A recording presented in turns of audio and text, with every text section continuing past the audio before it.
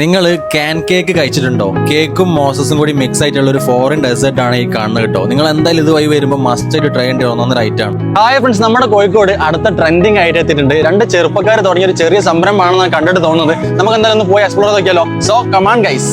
Bro, ഞാനിങ്ങനെ pass ചെയ്യുമ്പോഴാണ് നിങ്ങളെ ഇങ്ങനെ ഒരു സംരംഭം കണ്ടത്. എന്താണ് ഈ ഐറ്റം വരുന്നത്? കേക്കാണ്.